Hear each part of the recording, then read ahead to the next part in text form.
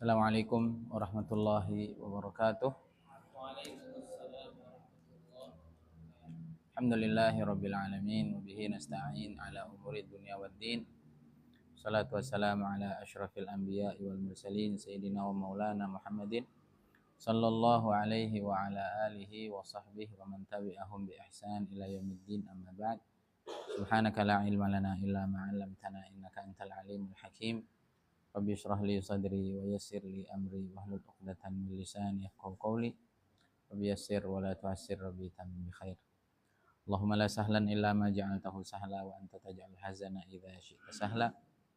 Bi rahmatika astaghits wa min adzabika astajir. Aslih li sya'ni kullahu wa la takilni ila nafsi tarfata 'ain wa la aqalla min dzalik wa la tanza' minni salihan ma ataitani wa zidni min. Kun lana wa la takun 'alaina. Naam. Al-Fatihah. A'udzu billahi minasyaitonir rajim.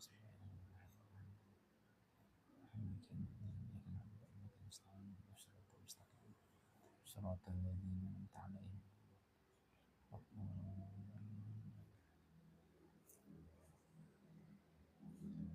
Sehat semua ya? Ini kawannya. Kawannya. Nah, ini imam sini kan? Iya, baru. Yang baru, yang minggu lalu udah ada kan? Abi, 2 orang. Iya. Tapi lagi nikahan temannya sih. Iya. Saudaranya. Sama-sama dari UIN. Saya UIN Jogja tadi. Udah lulus. Alhamdulillah. Ini adik. Teman. Tapi ini jadi imam sini juga, DKM sini juga. Saya marbot lah. Iya. Itu belakang? Siapa? Kawan juga? Hah? Oh, Masya Allah. Yang jamaah santri siapa? Sama belakang? Alhamdulillah. Santrinya siapa? Kata saya. Malakai. Belum kenal. Alumni mana Ustaz Tasep? Musri. Cianjur ya? Berapa hari? 40 hari. Apa? 6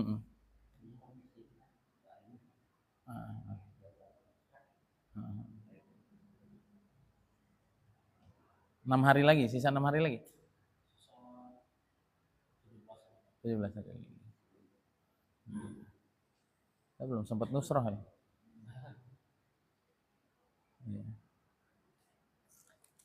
Bismillahirrahmanirrahim. Yaqul mu'allif rahimahullahu ta'ala wa adama nafa bihi wa bi barakati ulumihi wa bikum al muslimina fid dharain amin ila an qala hifdzul awqat, menjaga waktu. Ini termasuk tema paling penting tentang kehidupan. Sebagian ulama menyatakan al-waktu huwal hayah. Waktu, assalamualaikum.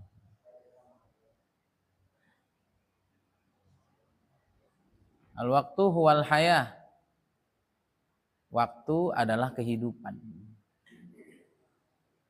Jadi kalau mau lihat kehidupan seseorang, lihat aja waktunya.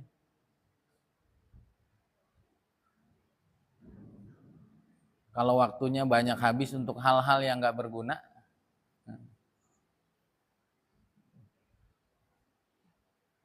berarti orangnya juga gak terlalu berguna gitu. Karena orang tuh kalau gunain waktunya, itu waktu yang ada tuh kurang. Maka saya agak marah itu sama santri, sama senior-senior di pondok kalau ada yang main game.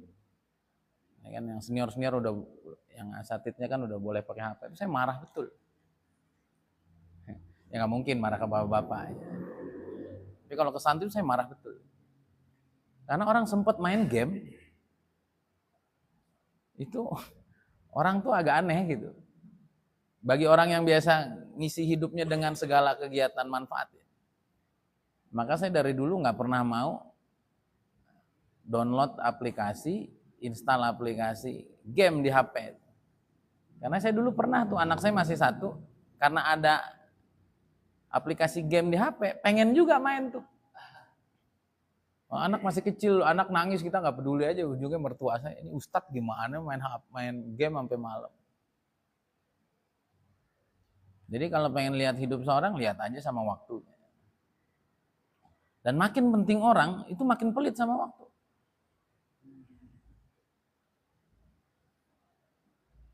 Ya, makin kurang penting, makin gak mentingin waktu. Udah begitu. Baik orang tuh punya derajat di akhirat atau orang punya derajat di dunia. Itu begitu. Itu dulu kita pernah daurahin kitab namanya apa? Qimatuz Zaman 'indal Ulama. Nilai waktu bagi para ulama. Itu gurunya Imam Bukhari, Zaid bin Ya'ish ya kalau saya nggak salah itu. Itu 12 tahun makannya disuapin sama saudara perempuannya. Untuk apa? Agar tangannya nggak berhenti nulis gara-gara makan. Orang dulu tuh begitu sama waktu. Ada seorang ulama lagi di kitab itu, ada tamu mau datang. Ya mau ngobrol aja lah, mau curhat lah kalau bahasa kita. Tahu lama itu, waduh, waktu saya udah full semua. Nah, kalau mau kemari, mau ngobrol sama saya gitu, tolong mataharinya berhentiin dulu gitu. Biar nanti kita ngobrol, waktu saya nggak lewat gitu. Itu real begitu itu. Kalau nggak bisa ya udah nggak usah datang.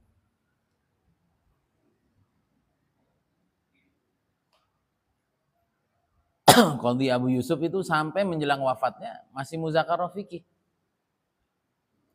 Tanya sama muridnya satu masalah, muridnya nggak bisa jawab, ujungnya beliau jawab, ujungnya wafat. Sampai menjelang wafat mereka juga masih produktif. Maka generasi itu dilihat kokoh apa enggak, lihat aja cara gunain waktunya. Kalau kebanyakan sia-sia, lebih-lebih maksiat, generasi kita memang sedang bermasalah. Kemarin saya ikut sekolah pemikiran Islam.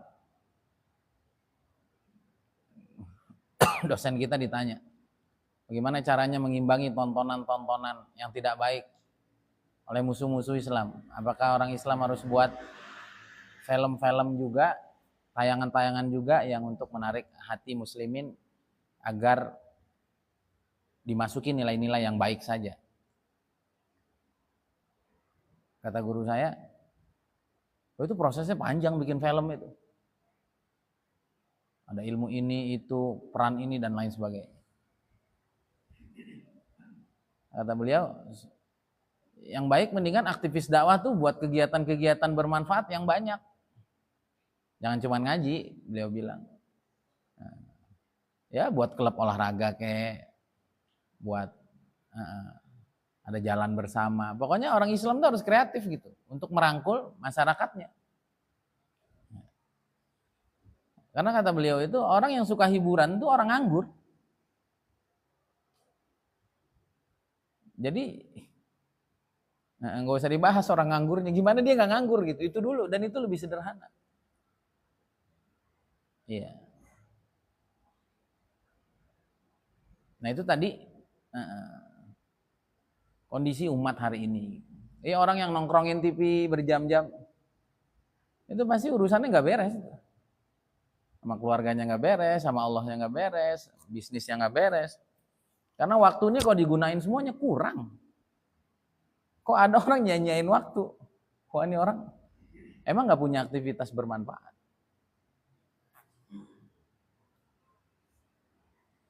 Dan itu nanti kalau kita biasa ngisi waktu dengan bermanfaat, itu sejam lewat kosong aja.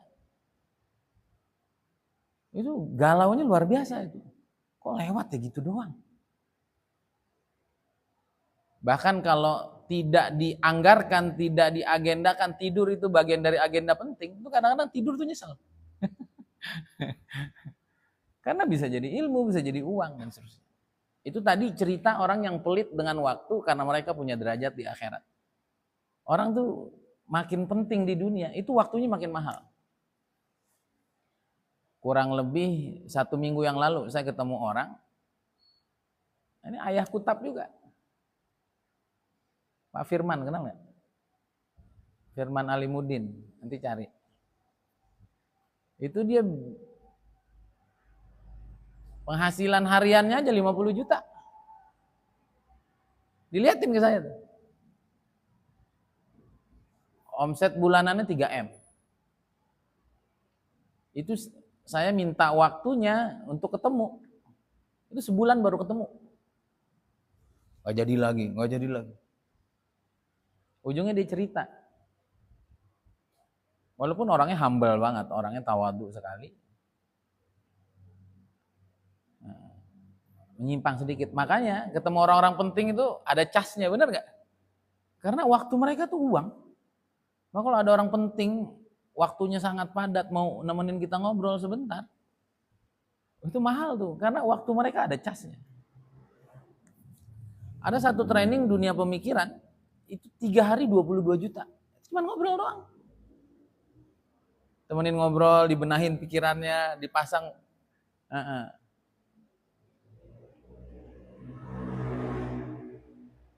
Kembali, tadi saya sama Kang Firman itu sebulan baru ketemu. Kang, ganti waktu ini ya. Sayanya nggak bisa, ganti ya ini. Ujungnya hari Kamis udah dijanjin 3:30, dia ganti 2:30. Karena 3:30 dia mau ketemu orang yang omsetnya 8M. Orang omset 8M saat mau ketemu saya yang 3M, saya perlu nunggu juga sebulan. Karena bagi dia ketemu orang yang punya duit 3M dengan 8M, dia nggak dapat benefit yang sesuai. Maka dia pelit sama waktunya untuk ketemu saya. Saya punya teman lagi Ustaz, dia bilang. Teman saya itu penghasilan omset bulanannya 400M. Nah saya untuk ketemu orang kayak gitu, dia nganggarin waktu ke saya paling setahun sekali, dia bilang. Itu juga susah.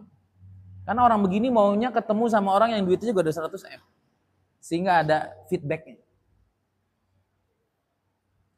Jadi makin penting orang itu, waktunya makin mahal. Nah, bersyukurlah kita yang masih banyak waktu ya.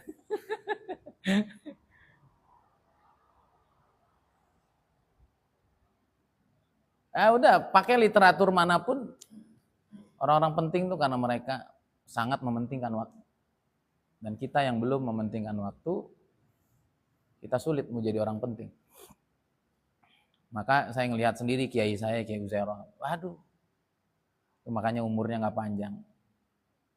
Wah, itu mau udah ditarik sana sini. Tarik ke Allahnya, tarik ke Rasulullahnya, tarik ke Qur'annya, tarik ke dakwahnya, tarik ke ilmunya, tarik ke zikirnya, tarik ke ngurus masyarakatnya, tarik ke keluarganya. Aduh. Habib Umar itu saya juga pernah ketarim. Aduh, nggak ada istirahatnya itu. Nggak main-main. Mau ketemu beliau susahnya luar biasa.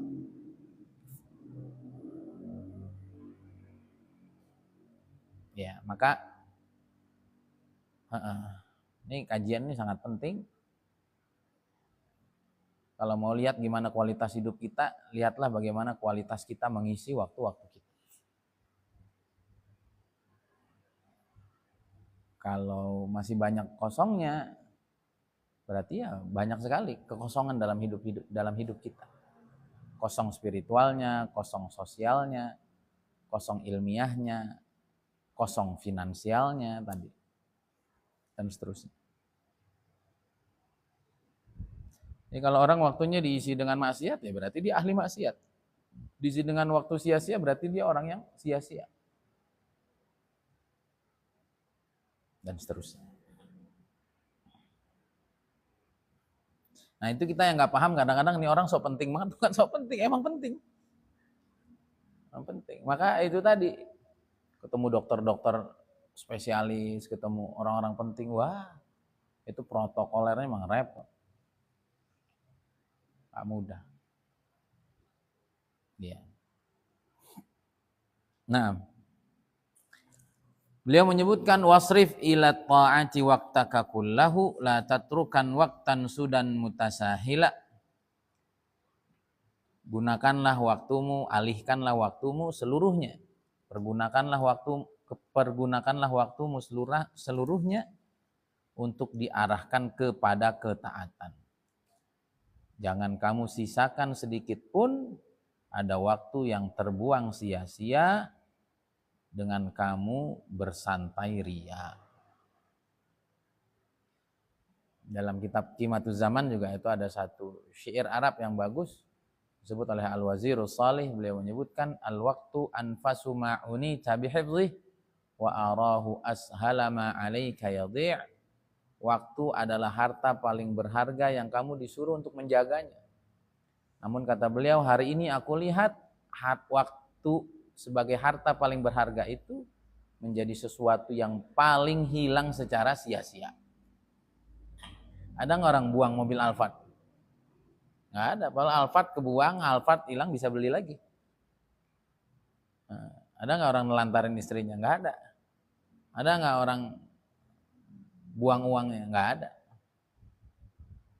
Padahal semua itu bisa dicari lagi.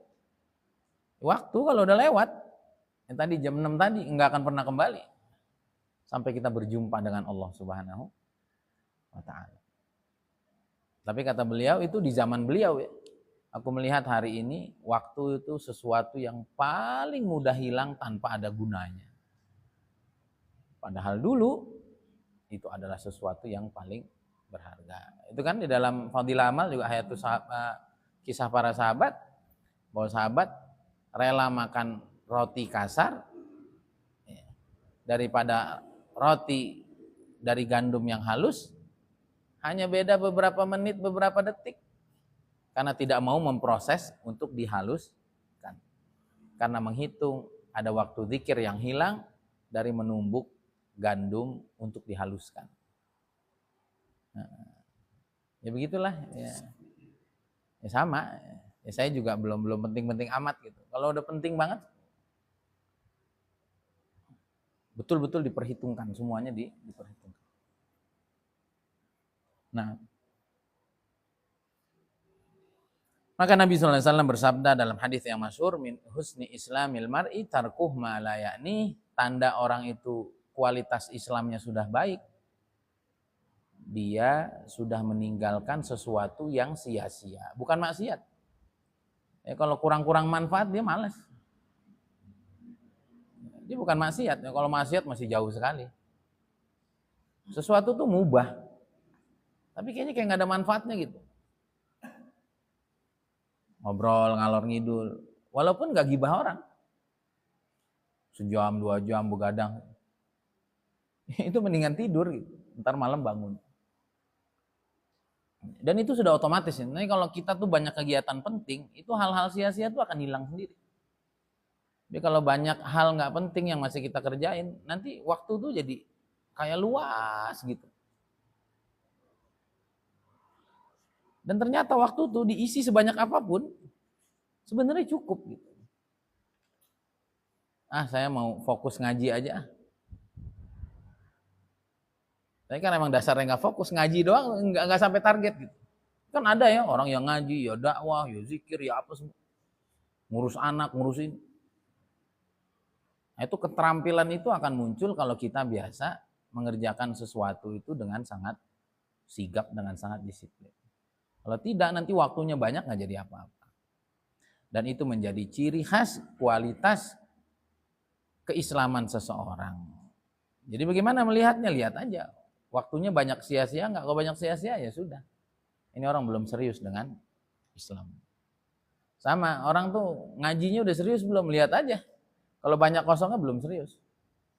Maka kita juga di pondok itu kenapa alhamdulillah santri-santri itu hafalannya cepat, bagus. Karena full untuk Quran. Dan gak sempat main-main itu. Jangankan di dalam majelis, di luar majelis juga. Qomat kamit aja itu yang benar. Di majelis main-main. Oh ini gak benar ini. Di majelis kok main-main, berarti ada yang gak benar dengan programnya. Orang waktu yang ada itu kurang. Yang kurang itu main-main. Wah, ini nggak benar. Nah,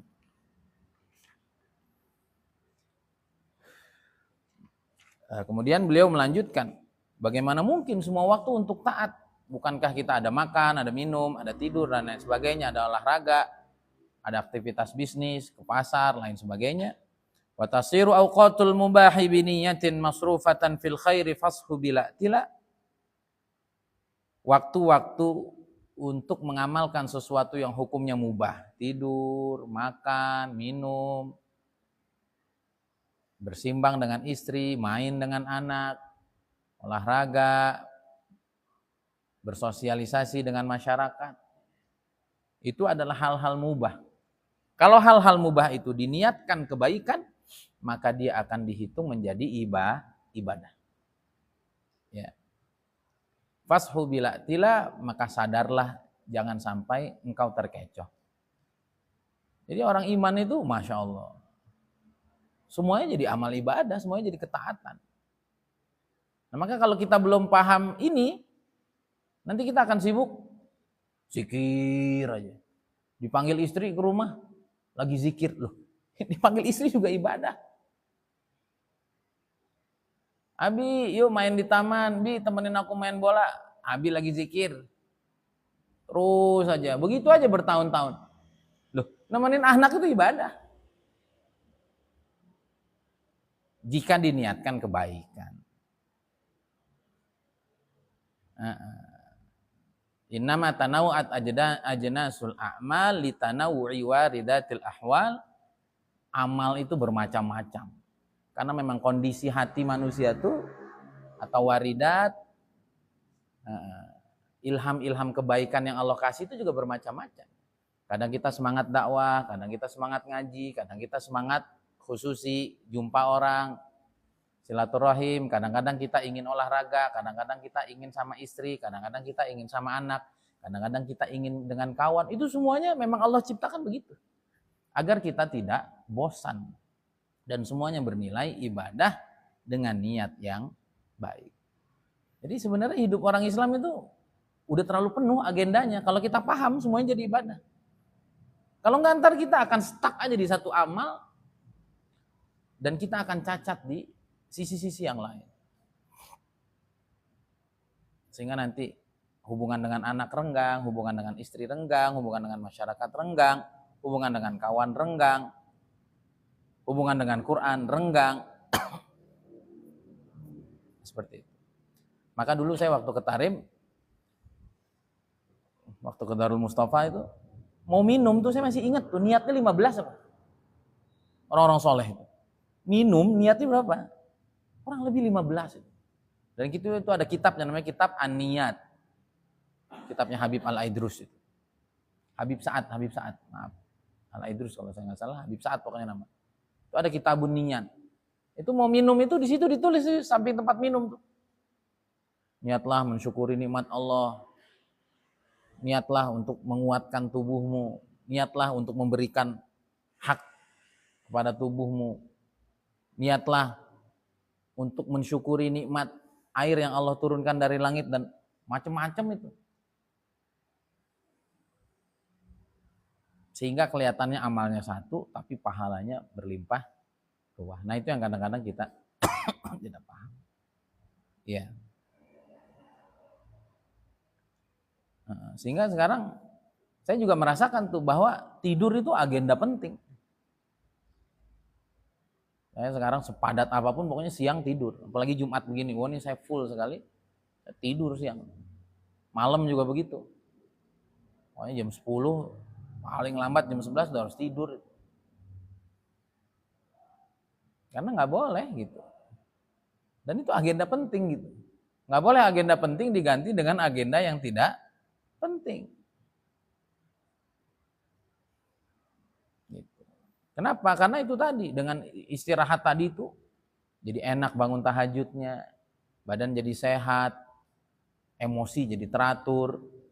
Ya. Kita ngapa-ngapain juga dengan penuh semangat. Kalau kurang tidur kan, ini di belakang nih kayak ada yang nyangkut gitu, bener nggak? Nggak enak. Ya.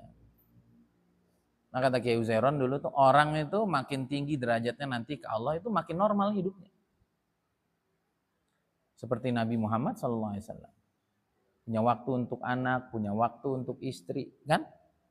Masih sempat jogging sama Sayyidah Aisyah, balap lari. Masih sempat jadi kuda-kudaannya Sayyidina Hasan Husain. Masih sempat mangku anak kecil yang kemudian Nabi nanti apa? Diompolin, kan ada. Masih sempat ngisi taklim, masih sempat ngirim jamaah dan seterusnya. Jadi di Islam itu makin tinggi, makin normal. Semua hak itu dipenuhi. Semua hak itu dipenuhi. Kan kalau di agama lain itu makin total sama Allah, makin meninggalkan semuanya kan, nggak boleh. Di mana di Nasrani kan juga pendeta tuh nggak boleh nikah, nggak boleh ngurus politik, udah fokus aja. Enggak, dalam Islam enggak. Nabi itu ya presiden, ya ayah, ya kakek, ya hamba Allah yang baik, guru yang baik bagi murid-muridnya, teman yang baik bagi sahabatnya. Waduh. Makanya itu tadi tuh, kalau kita memainkan semua peranan kita, habis waktu itu habis. Maka masih ada orang nyantai itu, anak udah banyak gitu kan. Wah, ini aneh nih, masih sempat mancing gitu, nggak pulang-pulang. Oh ini aneh ini orang. Pasti istrinya udah nyerah itu, anaknya juga udahlah, biarin aja ayah mau gimana. Ujungnya nanti anaknya udah bisa bertindak, udah. Ya, dan itu yang dibawa oleh Islam gitu. Kan ada ya Sayyidina Abu Darda itu kan puasa terus siang harinya, malamnya nggak mau tidur. Kemudian istrinya nggak pernah disentuh. Sayyidina Abu Darda dipersaudarakan dengan Sayyidina Salman Al-Farisi. Suatu saat Sayyidina Salman datang ke rumah Sayyidina Abu Darda, lihat istrinya compang-camping, seperti orang nggak bersemangat. Sayyidina Abu Darda tanya sama istrinya Abu Darda, Ummu Darda, ma'araka mutabadzilah. Kenapa saya lihat kamu kok pakaiannya tuh nggak terawat, kemudian juga nggak apa, kelihatannya tuh nggak bersemangat. Dia bilang itu saudara kamu tuh Abu Darda, dia nggak pernah nyentuh aku. Kemudian kalau siang dia juga puasa, kalau malam full sholat. Akhirnya Sayyidina Salman apa? Berinisiatif untuk nginep di rumah Sayyidina Abu Darda. Akhirnya ketika malam dia mau sholat, tarik tangannya. Mau kemana? Tidur. Udah kamu aja yang tidur. Enggak, kamu tidur. Tengah malam dia mau berangkat lagi. Katakanlah ya, jam 9 dia mau sholat, atau jam 8 habis isya dia mau sholat. Sini tidur. Jam 10 dia masih tidur. Terus begitu. Sampai sepertiga malam, katakanlah jam 2, jam 3, jam setengah 3, jam 2 gitu. Mau bangun. Ya sekarang waktunya. Paginya sediain sarapan deh kamu makan. Sini saya nggak akan makan kecuali kamu makan. Makan. Enggak, saya puasa. Enggak. Siapa yang beriman kepada Allah hari akhir, muliakan tamunya. Dan saya merasa dimuliakan kalau makan. Buka. Begitu dan ujungnya Sayyidina Abu Darda nih lapor ke Nabi SAW. Ini Salman ini apa-apaan nih? Ngelarang-larang saya ibadah. Maka kata Nabi SAW, sodako Salman. Salman yang benar. Lalu Nabi SAW bersabda, inna li ainaika alaika haqqa wa inna li jasadika alaika haqqa wa inna li ahlika alaika haqqa fa'ati kulladzi haqqin haqqah. Sungguhnya matamu punya hak untuk ditidurkan. Badanmu punya hak untuk diistirahatkan. Istrimu punya hak untuk ditunaikan. Tunaikanlah setiap masing-masing orang, masing-masing perkara, haknya masing-masing. Gitu ya. Jadi makin sempurna iman kita, kita akan jadi orang normal. Ada waktu untuk keluarga, ada waktu untuk dakwah, ada waktu untuk ilmu, ada waktu untuk ibadah, ada waktu untuk zikir, ada waktu untuk berziarah ke saudara muslim, ada waktu. Ya sama Pak, agama sempurna itu kayak mobil Pak. Mobil kok setir doang. Itu bukan mobil, itu namanya setir mobil. Mobil kok bannya doang namanya ban mobil. Nah, mobil sempurna itu lengkap, semuanya ada. Baru laku, baru enak dilihatnya, orang banyak beli. Nah kalau Islam kita tuh hanya satu item, nah itu bukan Islam kafah namanya, itu Islam parsial. Nah itu yang sama Nabi SAW itu dulu senantiasa diluruskan. Agar ini agama jangan menjadi rohbaniyah, bukan menjadi kependetaan. Sehingga akhirnya, itu yang saya sering bilang, kalau umat Islam meninggalkan sektor apapun, itu sektor langsung ditempati oleh orang non-muslim, oleh orang fasik, oleh orang jahat.